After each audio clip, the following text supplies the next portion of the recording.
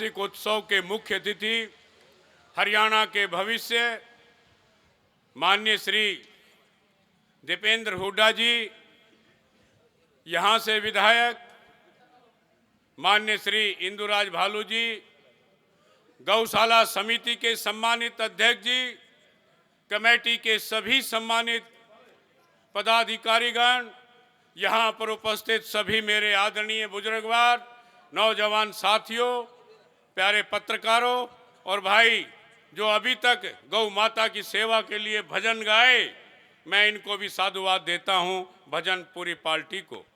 साथ में मंच पर सभी अतिथि सम्मानित अतिथि गणों का भी हार्दिक अभिनंदन। सोनीपत लोकसभा में मैं हमारे नेता हरियाणा का भविष्य माननीय श्री दीपेंद्र हुड्डा जी का आप सब की ओर से, सोनीपत की जनता की ओर से हार्दिक अभिनंदन और स्वागत करता हूं।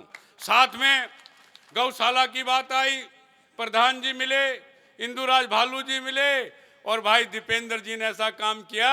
आज हम सब लोग प्रयागराज की भूमि पर होते, कुंभ स्नान करते, लेकिन हमारे नेता ने कहा कि गौ माता की सेवा के लिए मुडलाना में चलेंगे, जहां गौ माता की सेवा होती है। और भाई पंडित लक्ष्मीचंद गा गए, आपने गाया भी होगा, गौ ब्राह्मण साधु सन्यासी की सेवा पार तार देगी। इसलिए हम सब ने निर्णय लिया कि भाई वो कैंसिल करो और मुडलाना चलेंगे। मैं बधाई देना चाहता हूं और आपका हार्दिक अभिनंदन करना चाहता हूं दीपेंद्र जी का।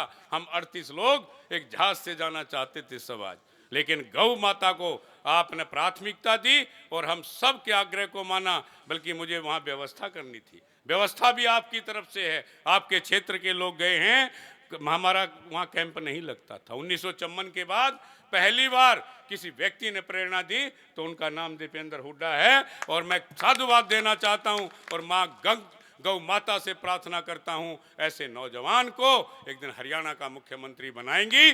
आप गौ की सेवा करते रहिए। और माननीय दीपेंद्र जी को कहना चाहता हूँ, गौ की सेवा खाली नहीं जाती। मैं उदाहरण देना चाहता हूँ गौशाला का। जब मैं उम्मीदवार था, मैं गौशाला में बैठा था, जब माननीय हमारे नेता चौधरी भूपेंद्र सिंह हुड्डा जी की पहली कॉल आई। आप पूछ लेना कि ब्रह्मचारी जी आपका नाम चल रहा है, क्या आप चुनाव लड़ेंगे?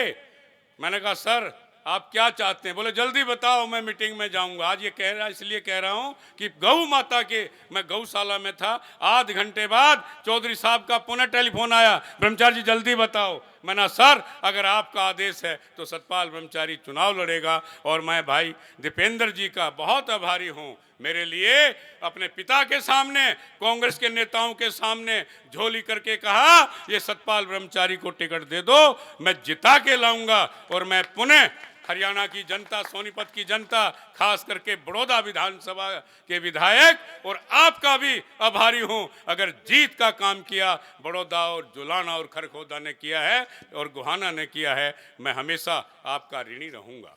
रही बात, हमारे अध्यक्ष जी कह रहे हैं भाई सांसद निधि से, हमारे जब मुख्य अतिथि हों और हमारे नेता हों तो जो भी माननीय दीपेंद्र जी कहेंगे उसमें जो भी योगदान कहेंगे उसका अक्षर से पालन करूंगा, चाहे मुझे 2 बार करना पड़े। मैं दीपेंद्र जी जो घोषणा करेंगे महाराज, जब हमारे मुख्य अतिथि हैं, मुख्य अतिथि के मुखार बिंद से ही घोषणा अच्छी लगेगी। हो सकता है मैं कम कर दूं या ज़्यादा कर दूं, लेकिन दीपेंद्र जी पूरे हल्के की सोच के साथ, सोनीपत में लगभग भाई 60 गौशाला हैं लोकसभा क्षेत्र में, बड़ी गौशालाएं हैं। अभी 21 को फिर गौशाला में आना है। गोहाना में 6 गौशालाएं। जो भी हमारे नेता का आदेश होगा, जो दीपेंद्र जी घोषणा करेंगे, क्योंकि भाई जब अपने नेता हों तो उनके मुखार बिंद से, उनके मुख से अच्छा लगेगा। जो भी आप घोषणा करेंगे मैं उसको स्वीकार करूंगा। प्रधान जी जो आपकी अपेक्षा है उसको हमेशा पूरी करने का काम करूंगा। घोषणा माननीय दीपेंद्र जी कर देंगे। हो सकता मैं कम कर दूं या और कुछ हो, उनके मन में कुछ और हो।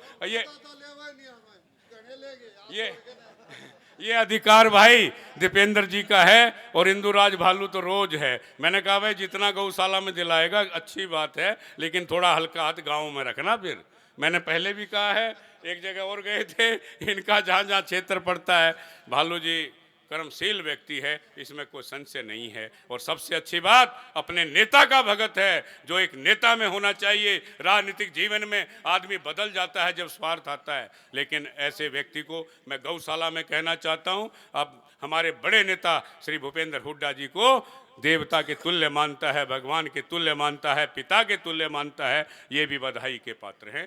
मैं पुनः आप सबको हाथ जोड़ के प्रार्थना कि भाई मेरे लायक कोई भी सेवा हो, यहाँ पर हर बिरादरी 36 बिरादरी के लोग हैं, गौ माता की सेवा करना बेड़ा पार हो जाएगा, इसमें कोई संशय नहीं है। जो व्यक्ति यहाँ दान देगा उसकी 10 गुना कमाई ज़्यादा होगी, मैं ये दावे से कह सकता हूँ। गौशाला का दिया हुआ दान कभी उधार नहीं रखता। आप 1 देंगे तो 10 देने का काम ये गौ माता कराएगी। इन्हीं शब्दों के साथ मैं गौ माता को प्रणाम करते हुए बोलिए गौ माता की। अब मैं हमारे नेता आदरणीय श्री दीपेंद्र हुड्डा जी को